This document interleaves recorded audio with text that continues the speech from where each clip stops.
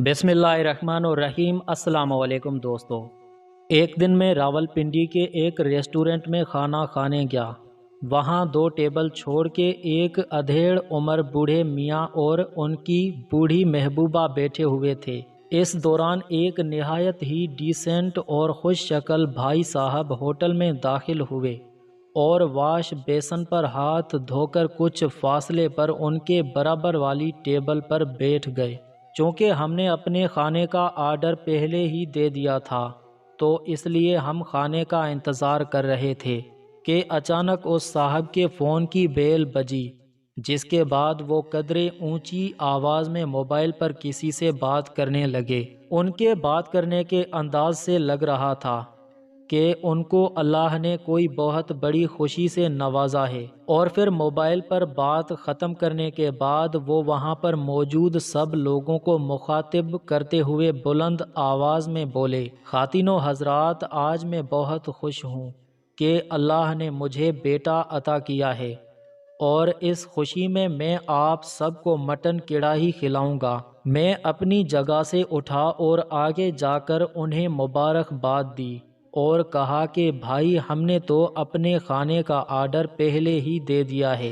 ये सुनते ही उन्होंने कहा, अच्छा चलो कोई बात नहीं, इस खुशी में मैं आपके खाने का बिल अदा कर दूंगा। और फिर उन्होंने वहाँ पर मौजूद बाकी सब लोगों बमशूल बूढ़े मियाँ जी और उनकी बुढ़िया के लिए मटन कढ़ाई का आर्डर किया और सबका बिल अदा करके अपना खाना खाकर खुशी खुशी चले गए। कुछ दिनों बाद मैं अपने दोस्तों के हमराह एक सिनेमा गया तो क्या देखा कि वही साहब वहाँ पर एक 5 साल के बच्चे के हमराह टिकट के लाइन में खड़े थे। मैं अपने दोस्तों से नज़र बचाकर उनके पास पहुँचा। जो ही उन्होंने मुझे देखा तो देखते ही मुझे पहचान गए और मुस्कुराने लगे। बहरहाल सलाम दुआ के बाद मैंने तंजिया कहा कि माशाअल्लाह, आपका बेटा तो चंद ही दिनों में इतना बड़ा हो गया है। मेरी बात सुनकर उन्होंने कहा, भाई छोड़ो इस बात को, ये बड़ी अजीब कहानी है, फिर किसी दिन मिलोगे तो बताऊंगा। जब उन्होंने ये कहा तो मेरा तजस्सुस और भी बढ़ गया और मैंने इसरार किया कि वो मुझे ये अजीब कहानी अभी बताएं। आखिर मेरे बहुत इसरार पर उन्होंने जो बात बताई, उसके बाद मैं अपने आप को बहुत छोटा महसूस करने लगा और उनका मकाम मेरी नज़रों में कदरे बुलंद हो गया। दोस्तों, उन्होंने बताया कि उस दिन जब मैं रेस्टोरेंट में दाखिल हुआ तो हाथ धोने के लिए वाश बेसन की तरफ गया और वहां हाथ धोते वक्त मैंने उन बूढ़े मियाँ और बड़ी अम्मा जी की बातें सुन ली थी। बड़ी अम्मा कह रही थी, आज मेरा मटन कढ़ाई खाने को दिल कर रहा है।